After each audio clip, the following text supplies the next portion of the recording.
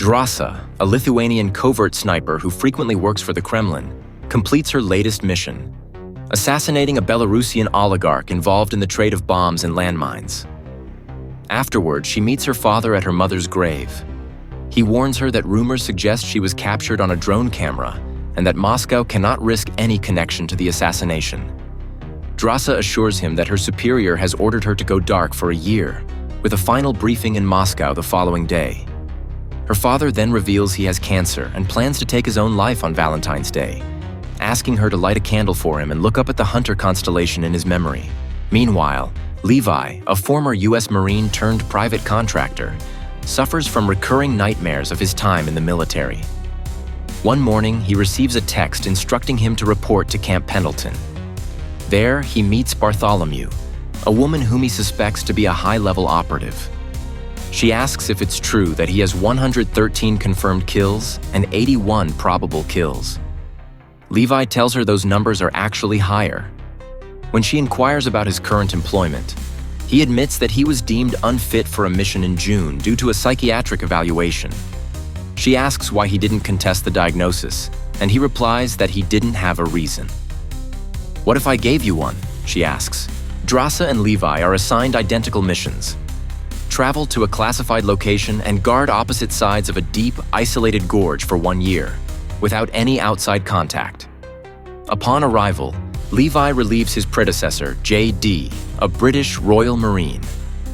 J.D. explains the site's defenses, automated turrets, cloaking antennas that obscure the gorge from satellites, and explosive mines embedded in the walls. He also shares a grim legend. In the late 1940s, 3 battalions, 2,400 men, entered the gorge but never returned. The creatures within, nicknamed the Hollow Men after T.S. Eliot's poem, are to be contained at all costs. Before departing, J.D. notes that the opposite tower saw activity earlier that morning, likely signaling a guard rotation. But communication between the two towers is strictly forbidden. As J.D. is extracted by helicopter, his contact executes him upon confirmation of his identity, and his body is discarded into the forest below. Weeks pass. On her birthday, Drasa breaks protocol, initiating communication with Levi using handwritten signs. He reciprocates, and soon, the two engage in a sharpshooting competition. As time passes, they bond, playing chess, crafting makeshift drum sets, and talking frequently.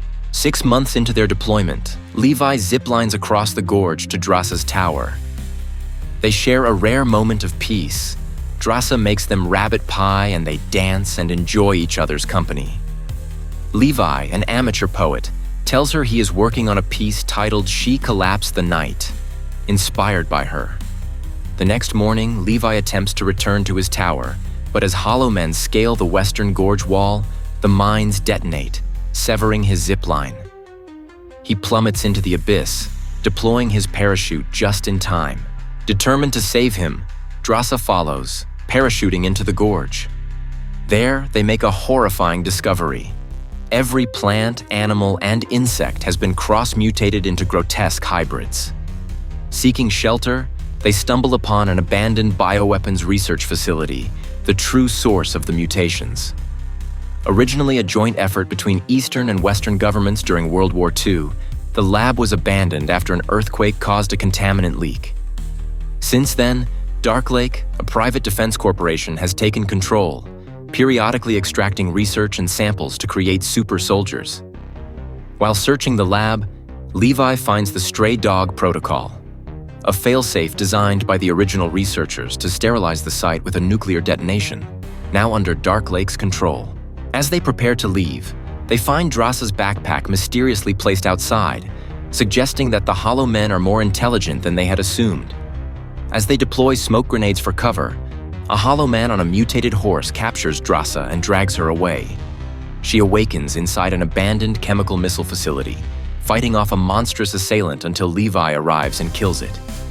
As they escape, they encounter a writhing mass of vines, stitched together with human faces, attempting to ensnare them.